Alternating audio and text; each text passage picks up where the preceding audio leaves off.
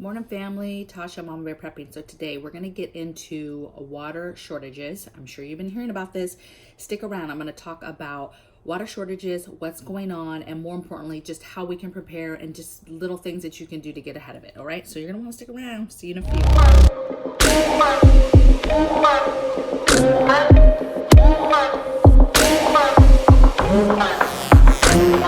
All right, you guys, welcome back. MAMABEAR prepping.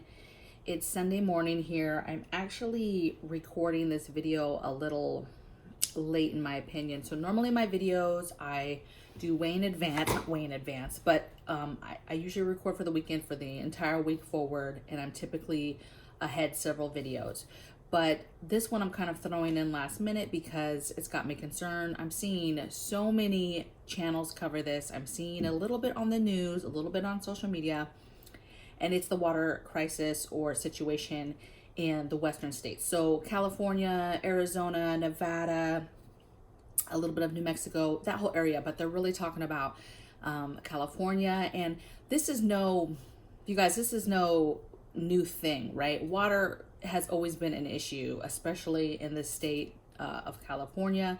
It's always been a concern for farmers and part of Congress and bills and all of that world on the fight for water and how do they regulate water and all that good stuff. Okay, so I'm not going to get really deep into that, the problem or the situation or where we're at, but basically the long story broken down to a short is we're seeing a water shortage, and it's finally, I guess, to the point where people are paying attention. The feds are paying attention, and they're starting to see, one, they can visibly see how dire it is, and then more so, how is that going to affect us in the future, you guys? Okay, because I wrote down some stuff here as far as the crops and things that come from California and these other states, Nevada, Arizona, New Mexico. And so this is something important that we need to think about. There has been several times in history where there has been some sort of water ration, or more so like, hey, you can only water your plants at a certain period of time, or that type of thing, right? Rationing of water only ran certain times. Back in the 70s, they did that. And there's been several periods of time where we have gone through officially what you would call droughts, okay? And you can look this up yourself online, okay? But what I would venture to say is water has always been a big prep of mine, and trying to impress upon people how important water is. And so today is no different. I'm just going to walk you through what we could do. So really, first, there's really 3 priorities that I broke this down to, okay? And the first one, I put food. Now, I don't want to get a whole lot into food, but this is huge, because if you don't have water, or you're in a drought, or the states are regulated on some sort of water, then it's very, very difficult for those farmers and the people that actually produce crops in these states to continue to do so. And then therefore, if they can't produce crops, that's food that essentially doesn't get on the shelf that we're able to buy, okay? And just to give you an idea, I'm not about to tell you what type of foods and what to do. I'm just going to really quickly tell you the states and what they produce. So for California produces just over half of the fruit that we get as the United States, okay? Right behind that is Florida with a 4th, and then behind that is like Washington with a 10th, and so on and so forth, okay? But California, half of the fruit comes from the state of California, okay? And that's probably the #1 state that's really affected by this, because they're so large and they do produce quite a few things. Some things that California is really known for is milk, cattle, grapes, almonds, strawberries, oranges, a lot of nuts and dates and figs, things like that, and artichokes. And then Arizona is known, their biggest crop is really like lettuce, leafy greens, cabbages, a little bit of cotton, dates, nuts, same thing, a little bit of oranges and apples, but their main thing is really leafy greens and hay, okay? So remember hay, right? So then you get into Nevada, their biggest thing is really alfalfa hay, okay? And these states, they feed the states that are around them. Their biggest business, I guess you could say, is the neighboring states that have agricultural and have dairy and things like that, and they need that hay. And then if you go further to New Mexico, and they do other things too, but that's their main crop or main thing that they grow. And then New Mexico, guess what their biggest one is, you guys? Hay. So the thing I saw here was 3 priorities. One is food, okay? Fruit being the number one thing, okay? So you should be getting ahead of fruit, trying to get your fruit now before the prices rise. I'm not going to say that it's going to completely disappear from the shelves, but don't be surprised when these prices are going through the roof and you're like, why is this orange so much? Well, it's because these states might have a problem producing as much as they used to. And so you might see shortages, but you're most definitely going to see inflation and higher prices. Okay, so the way you get ahead of that is getting your fruits now. Okay, get them in the canned form, get them in a fresh form, and then dehydrate them or can them. But get your fruits so that you have some fruits. Okay, just to get ahead of this. Okay, there's nothing worse than when something's going on and it's the fresh stuff that you want the most, right? You want the fresh bread, you want the fresh fruits and vegetables from like the farms, like that stuff your body actually really does miss. And you'll be surprised how fast you'll start craving, like, oh man, I just wish I had a tomato to cut up right now on this or something, right? So, and the other thing of this is too, is I've been pushing gardening because I just started myself and the importance of that. And literally you can do that anywhere, a little porch. I see people gardening that are in sky high apartments that literally only have like a little foot balcony place outside their window that has like an edging, and they have plants that they're growing out there. Like literally whatever you can do it. And you can grow in anything, any kind of container. You just need the dirt and the seeds you can get from the fruit and vegetables that you're getting from the store even. Okay, so I would urge you, don't even go out and get a lot of stuff. Get an old planter, get an old flower pot that you, maybe your boo thing got you some flowers, fill that thing up with the dirt and start growing something. Get a solo cup, poke some holes in it, try to grow a seed from the last tomato you bought from the store, or the celery you bought, or the garlic you bought, or the avocado. Like whatever it is, go get it, eat it, and then plant that sucker, plant the seed, and let's just see if you can grow something. Okay, so food, gardening. Okay, so the second priority is the obvious one is agricultural. So hey, with 3 of those states, producing hay, that's a concern. If there's not enough water, there's not enough rainfall, whatever the case may be, that's a big problem, because now that's affecting agricultural around them. So that's the surrounding states that are going and buying hay from them, and if they're not able to grow it or it's an issue, that's going to be a problem. Okay, and then the third thing is just the obvious, you guys, is water. So let's just talk about this really quick. So I'm not saying this to freak you out, okay? But if you don't have water, you're gonna die, okay? And I'm not saying, the sky is falling and go out and just grab all this water. But what I'm telling you is to be smart and start thinking about water for your family, okay? I'm going to do a whole other video on water filtration and purification and the difference between that and some different products that you can get. But today I really just want to talk about water in your home, how to get it, and give you some ideas. So the things that you need to be thinking about right now today is containers and how you're holding water in your home, okay?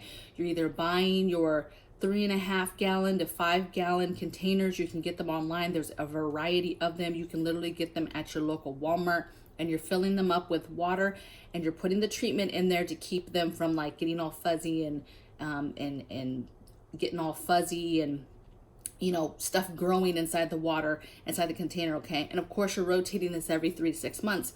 But get your containers, get them filled now, and put them in your house. I don't care where you live. Do not tell me you don't have a space. You literally can shoot me a picture, email me a picture of a couple rooms in your house, and I'm going to show you a corner where you could put, 6 of these stacked up in the corner, or stacked up in a closet, or stacked up in your kid's closet. There is plenty of space in your room for these stackables. So get you some stackables and get it going. If you live in a state that has any kind of rain, even me in California, it does not rain that much, but I have my buckets out on my little porch area to catch a little bit, whatever rain does come, to catch that. And then I just use it for gardening. But you need to have, if you have an area that it's raining, get you some catchments. Even if you're in a place like me, just have some buckets outside that catch a little bit of water, or get some sort of rain catchment, okay? But be thinking about, you need water. And of course, there's water you can buy, the bottles, I don't know if I'm a huge fan of that, but I'm not going to tell you not to do it, because at the end of the day, it's water. The one thing I can't stand is when I try to press upon people about water, and the thing they say is, oh yeah, I have my couple cases of water, we're good. And I'm like, so how often are you getting them couple cases? Yeah, I get a couple cases every payday.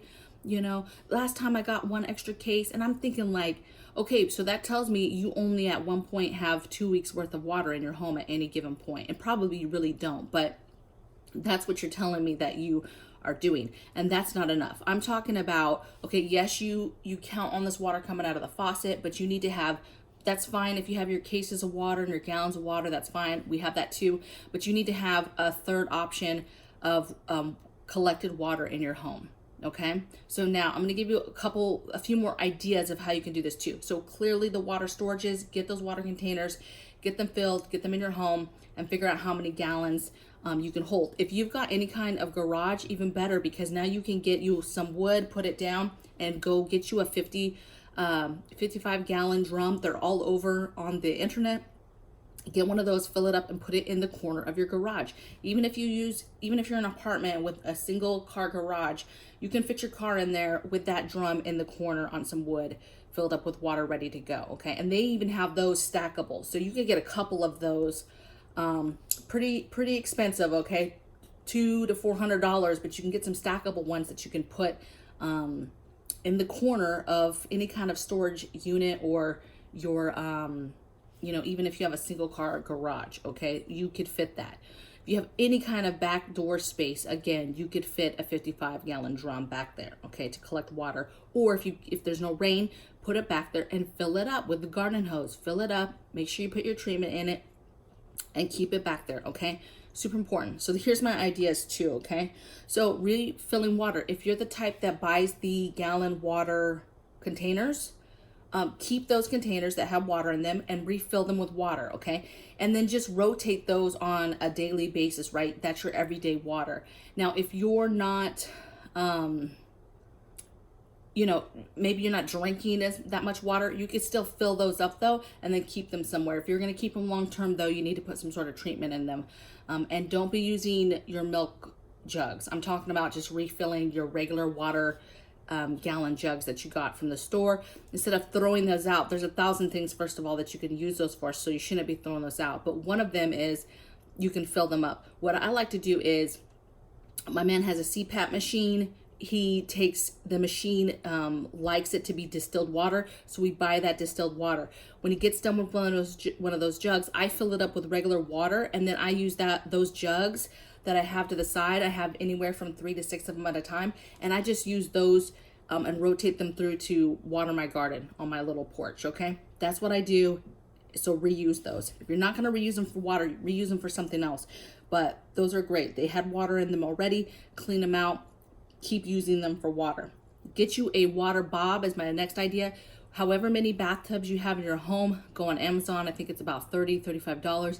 Get you a water bob. If you just put water bob into Amazon, I'll put the link to some of this stuff in the description, but get you a water bob, and then if there's any kind of crisis or whatever, you can fill that up, and it's a way to keep water in your bathtub, but in this big plastic bag, so that it's not it doesn't get dirty. And if your bathtub's dirty, you don't have to stop and clean that. You can just literally put that water bob in your bathtub, fill it up with water, and then it's going to hold your water. It actually holds more water than your bathtub would hold, so that you can have that water in emergency as well.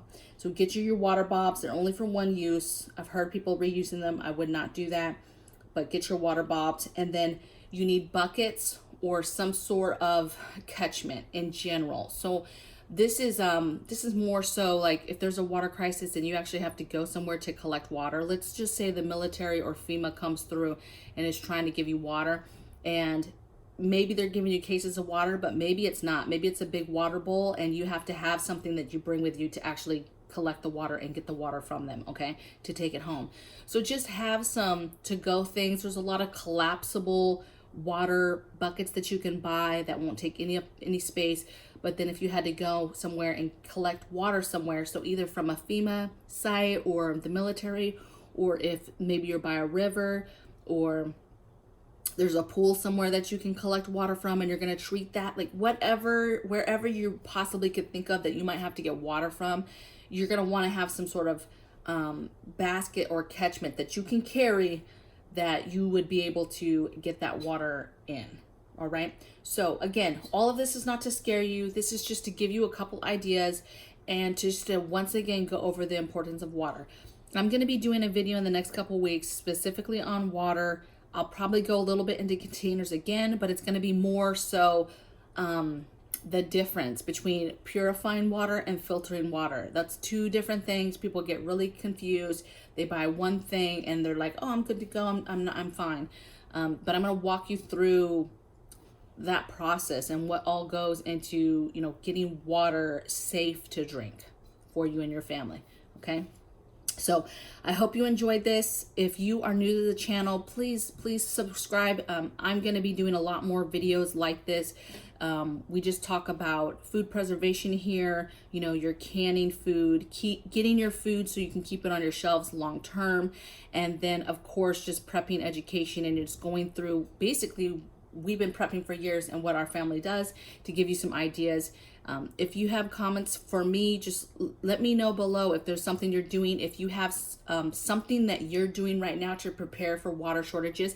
And this right now, this video I'm kind of doing because of the crisis right now in these southern states.